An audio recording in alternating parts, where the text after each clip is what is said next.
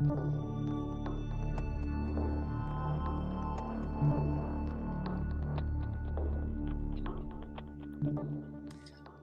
and welcome everyone to the Wall Street Blockchain Alliance's Crypto Roundup for Friday, October 4th, 2024. Ron Quaranta here with my amazing colleague and co-host, David Brill.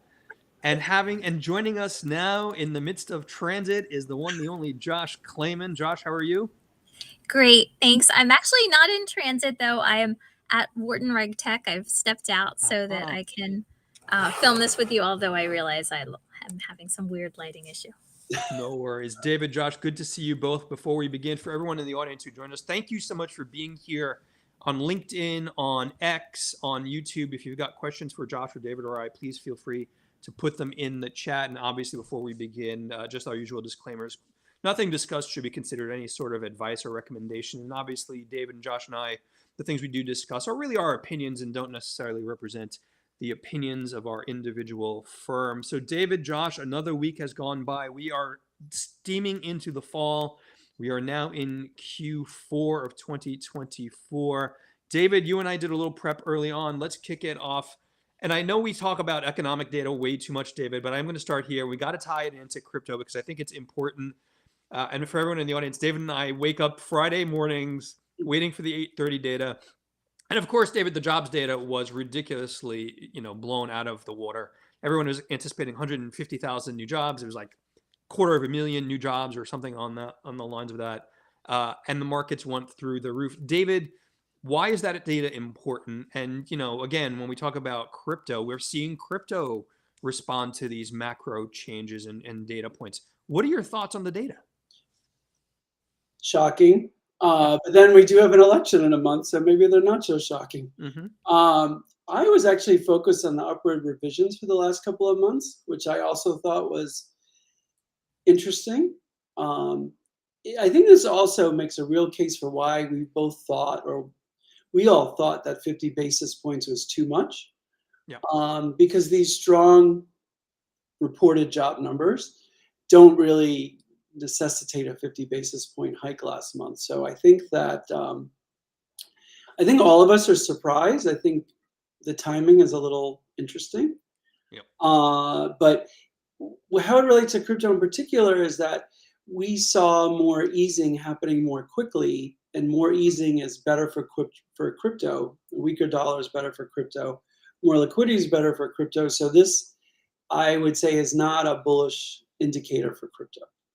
David, when we look at the data, and David, you and I and Josh have talked about interest rate cuts, and I can't believe we're boring Josh with what the Fed's going to do at the next meeting. You're not boring me. I have questions for you. I've got to assume, David, 50 basis points for the next Fed meeting is off the table, given the growth we're seeing. Unemployment's down to, it's actually very close to 4%, which no one thought we would have gotten to 3 or 4 months ago. Are you surprised at how crypto's responded? We've seen crypto trade in a pretty narrow range, and then we saw Bitcoin break the floor of 60,000. And in the context of geopolitical stuff that's going on, you would have almost anticipated flight to safety a la gold. But that hasn't happened. But then jobs data comes out and crypto goes through the roof. How does that play into the strategies that you and I have looking at crypto markets? So I think we've made this distinction before, and I'll make it again. I think when it comes to geopolitical issues and unrest, I think crypto is treated as a risk asset and it sells off. I think when it comes to debasement of the dollar and dollar weakening, then crypto goes up. That's how I make the distinction, because every time, we saw in COVID and we've seen in other events, when there's unrest, Bitcoin sold off with other risk assets. So that's a distinction I would make. Josh, weigh in here now that you've got a macroeconomic degree as part of you knowing me and David, I think. But I'd love your perspectives on some of what's going on. Thanks. I mean, my perspectives really are limited somewhat to questions for you guys. One of the things that comes to mind is, this feels a lot like whiplash, frankly, after having the downward adjustments, now upward adjustments, and, very rosy 4.1, I think, is the number that I saw for unemployment. Yep. At what point, number one, should we not necessarily be trusting the numbers? And at what point, too, should, although this is more aspirational than anything else because people are going to do what they're going to do, but should people not be reacting much to these numbers, Josh, given that it's a moving target?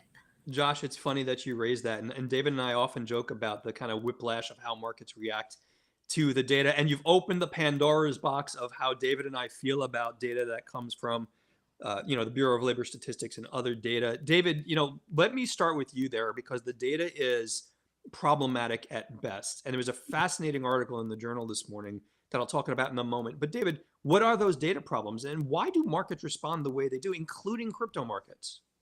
Well, everybody likes having, targets and things to focus on and can point to. And data, ideally, is something that you can't say, well, you can't say it was this or that when you have a certain number. So there's some certainty to it. But I think we have to become less data dependent and just sort of more forecasting forward because like you both said, the numbers just are too choppy. You can't make decisions on a number that you get revised significantly. And the last thing I want to say is, obviously we all want a strong economy, but we did revise down by almost 1 million jobs over the past 6 or 9 months, the jobs for this year. So I think people should just look at it with a fuller lens as to these revisions for the last couple of months.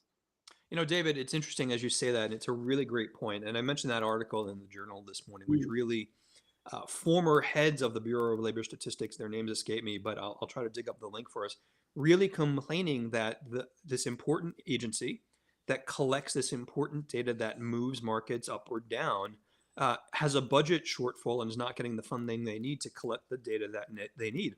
And for a long time, the data they collected, believe it or not, was in-person kind of mailings and knocking on doors. And only in the past few years did they go to kind of a web portal for data that collects the data. And even that web portal and that capability is outdated. So Josh, to the point you made earlier, this really, really important data is falling further behind in a world where almost all data is becoming real time. So, the argument I believe that they made was that these data discrepancies and adjustments will just increase unless, government really expends a little bit, I think it was like $25 million, David, not exactly a multi-trillion-dollar kind of program. These problems will persist and the spillover goes into crypto. And the reason it goes into crypto, and Josh, I think you and David and I understand this, is that crypto has more institutional engagement than ever before. And these organizations need this data, and the data is suspect, sadly. Maybe it's another use case for blockchain. But another use case for blockchain, and David's next startup has just come onto the whiteboard. David, Josh, we'll come back to market data, David, and I'm not going to make predictions, but certainly you mentioned there's an election coming up. But, in the context of all of this, Josh, I want to pull you into this as well, because it's never a dull week when we talk about regulation and when we talk about enforcement and we talk about crypto. The thing I wanted to talk about that we didn't even have on the prep agenda was the SEC's appeal in the Ripple case, which kind of was market moving. David, remind me, I think XRP was off 11% or so on the news. Josh, can you kind of bring the audience up to speed on why the appeal and where this might go? You're on mute. I think if we think back to some of the holdings from Judge Torres's decisions in Ripple, in many cases, people have viewed it at least as a partial win for the digital asset space and blows to the SEC. Part of this, where this has come up, has to do with treatment of digital assets differently in different scenarios. So as you may recall, in Judge Torres's opinion previously, it had said, or she had said rather, that, essentially the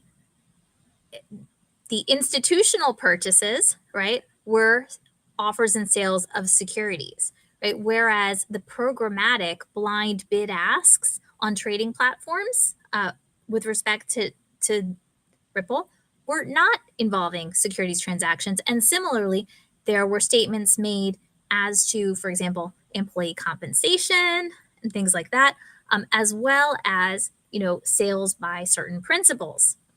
and whether those constituted securities transactions. Importantly, this sort of split the baby, right? And other courts, including, I believe, Judge Jackson in the Binance case, have cited to the Ripple decision. Others have not. Now, I may be mistaken about exactly which judge cited. However, we have seen reactions by certain judges, including, for example, Judge Rakoff in SEC v. Do Quanta Reform Labs, and in certain other instances where the logic set forth in the Ripple opinion was not embraced.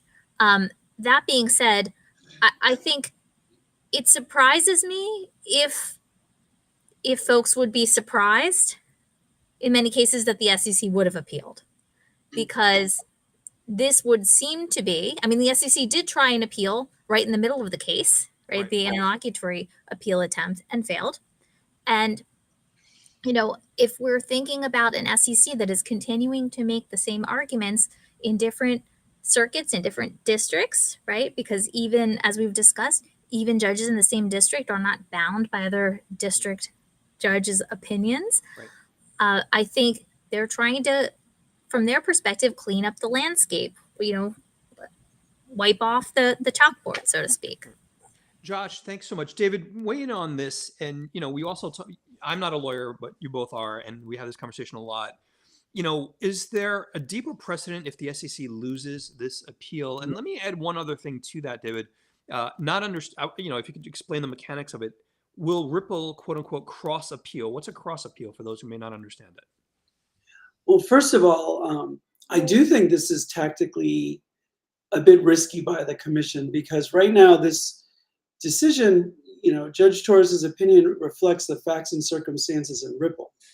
By appealing this, the SEC runs a risk of having the Second Circuit confirm her view and make it broader application for secondary transactions, and not just for the facts and circumstances in the Ripple case. So my sense is that this is a risky undertaking, that understanding that the commission didn't like Judge Torres's ruling, but really running the risk of having the Second Circuit confirm this and then creating a broader precedent. So I don't know if I were sitting in their shoes if I would have appealed this, especially that it would have just been a once off in the Ripple case. But obviously, we don't sit in that chair, and they made that decision. But one thing I do want to say is that this, and I'll answer your second question, but this does have a broader impact on who comes into office next and whom they choose as commissioner. Because these are the cases that are going to be outstanding for the next commissioner. If we have a new chairperson, I keep saying commissioner, but if we have a new chairperson, this affects their agenda in the next 4 years, or at least the next chairperson agenda. So I think this is something we really have to be very conscious of.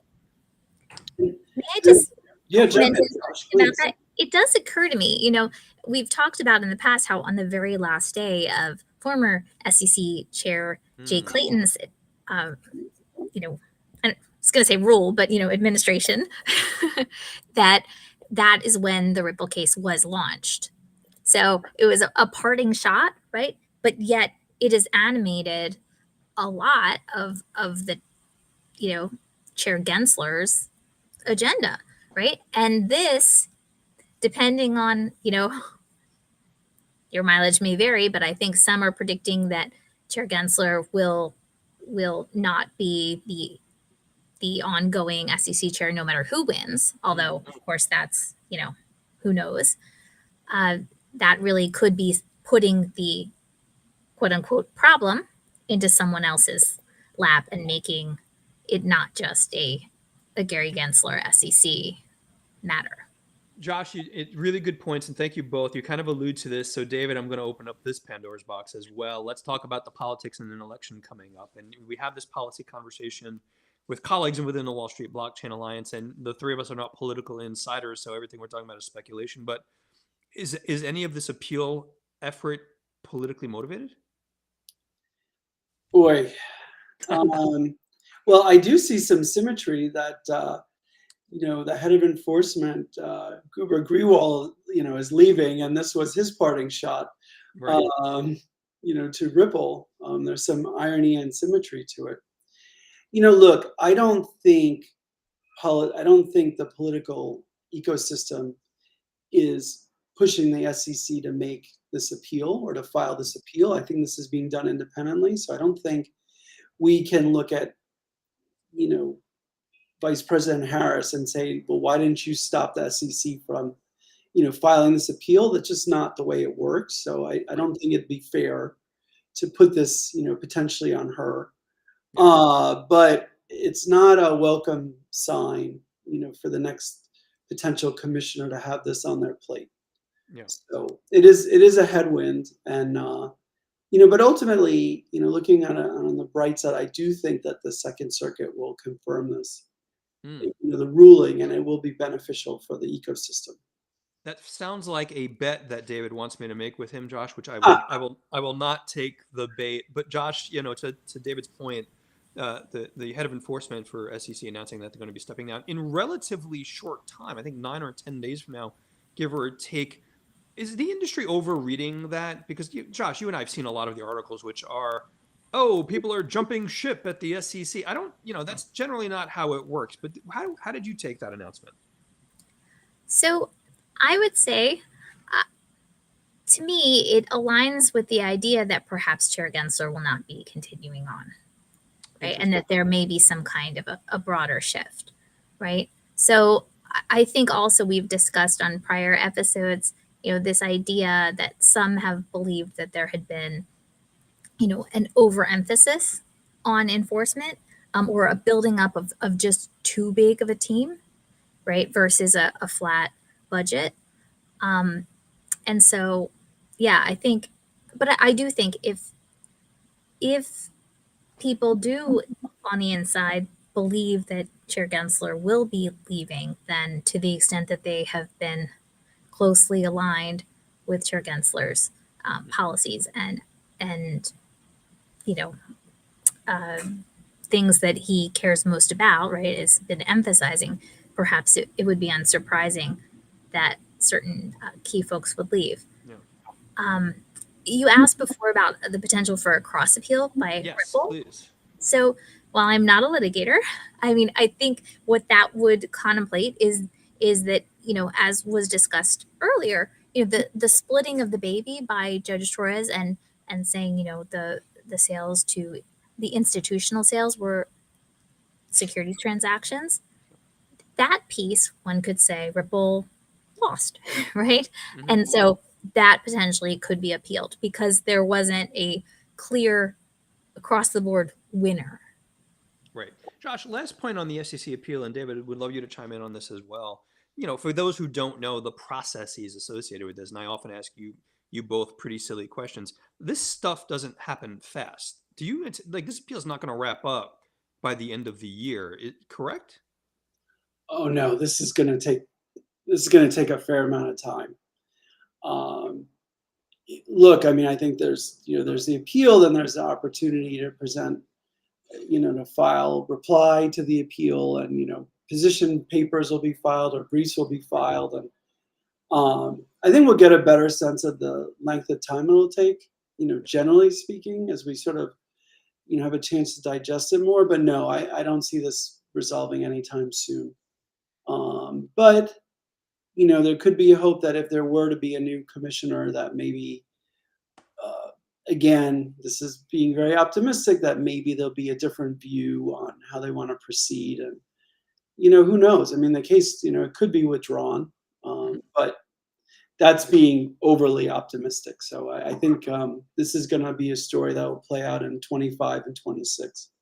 David, Josh, this now adds to the agenda of Roundup items we'll probably be talking about certainly into 2025. Let's move on, because while we talk about, David and Josh, crypto and market prices and macroeconomic policy and court cases, there's the other side of this, which is kind of the broader tokenization and blockchain world. And David, you and I have joked about, I think all three of us have joked about, is Wall Street eating crypto? I think more appropriately, Wall Street's eating blockchain and making it part of their everyday. So we see major firms, David, tokenizing everything from treasury funds to equity funds. How do you see, David, let's start with you, as Wall Street evolves, it's becoming much more mainstream. What's next? How does that percolate throughout the balance of the year and into 2025? Well, look, I don't view tokenizing mutual funds and things like that Mm-hmm. as sort of eating crypto's lunch, because I just view that as taking the technology and wringing expenses out of, what Wall Street's already incurring and just making it more efficient. Mm. Look, I think that until the regulatory environment changes here and becomes a little more welcoming, and we have some new regulations, all the sort of development and growth we're going to see, in Europe and overseas. And so that's the way I've been sort of looking at it and seeing it from what, projects are doing. I think if we had some stablecoin legislation, or we had some more clarity on the status of, what's a token and what's a security. I mean, and again, I shouldn't even say that, because we know that the tokens themselves aren't securities. It's just whether the transactions of the tokens are securities or not. I think that will make a big difference. So I just see it really as a technological advance here in the US with Wall Street, and then I see implementation advancing, overseas and in Europe. David, thank you so much. Josh, when we look at it, I know you can't mention specific names of clients, for example, but when we talk about tokenization and, the builders keep building and the projects associated with that, I've got to imagine the clients crossing your desk at this point are not, a Ron and a buddy working on a tokenized project. They're pretty significantly sized firms. How does that landscape look to you as a attorney in the space? I mean, I would say you're right, Ron. Definitely there, and David. Like, there's definitely greater and greater interest by well-established traditional institutions.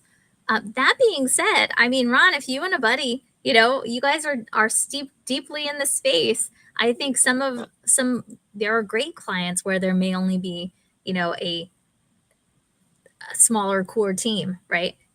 Everything doesn't have to be a giant bank or public company. Certainly, we've seen digital asset projects and teams that have revolutionized the space, and where there were, at least at the outset, some just really brilliant folks. So I would say that. Is it okay for a second? May I just mention one more thing about Ripple and that appeal? Yeah, no, please, absolutely. So one thing that comes to mind in terms of another reason for which the SEC may have appealed is, as we've discussed in the past, they asked for large penalties. And what actually was assessed was, I think, 125 million. And so I think if I were a regulator for a minute, if I put on that hat, cautiously, of course, I might think, you know what, that is nowhere near the kind of, shock value that we as a regulator may want to project to projects that are doing things similar to what Ripple has done, right? Because people may just say, well, that's the price of doing business, just as they similarly have done in the past with the EOS $20 million fine for $4 billion. Right. And so I think that could also be a motivating factor.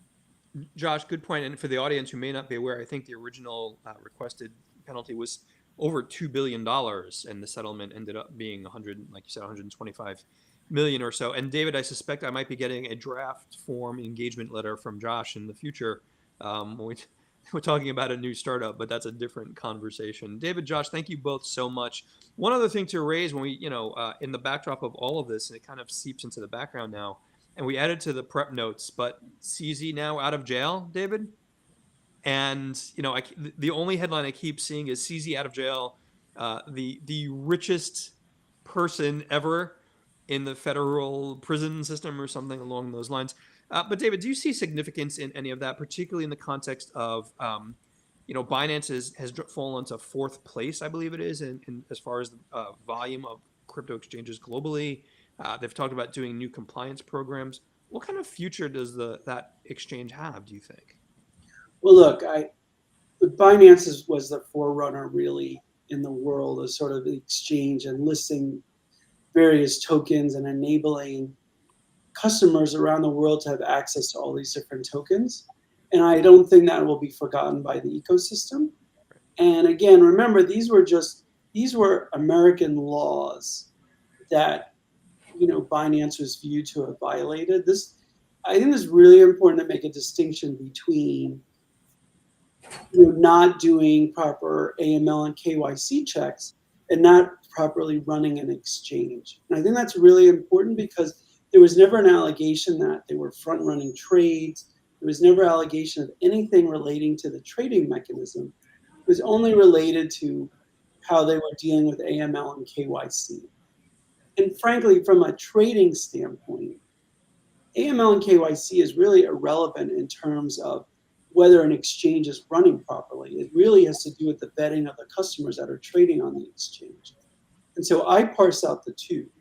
So I don't think this has affected Binance in terms of the, people's comfort in trading on the platform. I just think that, they pulled back in the US, and I think, there have been other markets that people are trading on. But I wouldn't call this the death knell for Binance. I just think that they are going to, again, I don't have personal knowledge, but I just feel like they will recalibrate in this new environment they find themselves in and recalibrate accordingly. David, thanks. Josh, go ahead. And by the way, I was completely joking about the engagement letter for Ron Inc. in the future. That was totally a joke. But Josh, weigh in here. Oh, no worries. And by the way, as you guys may know, for firms headquartered in the UK, there's a whole KYC, AML, financial crimes check associated even with an engagement letter. So it's very relevant. What I would mention, I think is as being quite striking, and apologies as some people walk by, is this difference of outcomes for two, former leaders of prominent exchanges whose fates were intertwined, right? If we all think back to those days, about 2 years ago almost now, where we saw over a weekend tweets flying between and among CZ, SBF, Caroline Ellison, and everything else, the outcomes of a 25-year prison sentence that's under appeal versus CZ's out versus Caroline Ellison's getting 2 years, which we've recently learned. I think those are some striking differences. And yeah, I would just, I'll pause there, but I would also say in terms of, the size of the exchange, my recollection, although I can't remember how this came out, my recollection was that there may have been some allegations in the case itself that related to the actual trading volume, and the size, and whether there may have been involved wash trading or other things like that. So I think the question of whether there has been, some sort of shrinking going on, I think we have to look at the full set of facts. Interestingly, though, as we talked about previously, I believe, the SEC in SEC v. Binance just recently amended its complaint. Right. So that continues on. Lots of news. Josh, thank you so much for the background. I think we've got to cut it off in a little bit, but David, Josh, a couple of other things. Just an announcement for everyone in the audience, and thank you both for your time.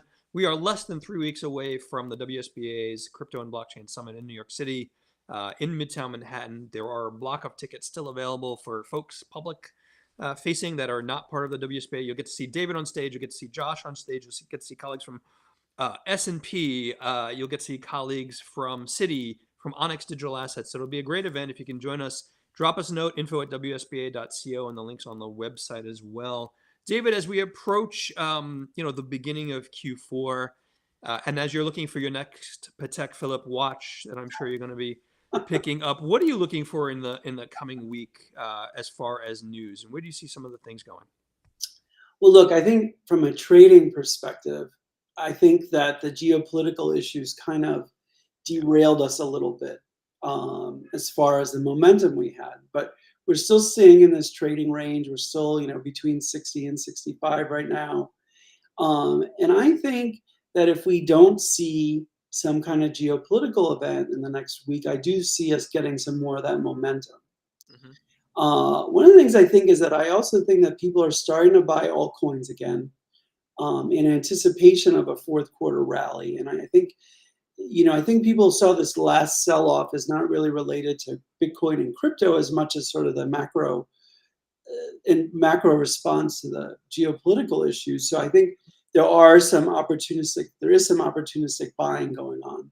Yeah. The last thing is I saw on an X space where the first week in the last few months sold off, and then in the second and later weeks in the month things improved.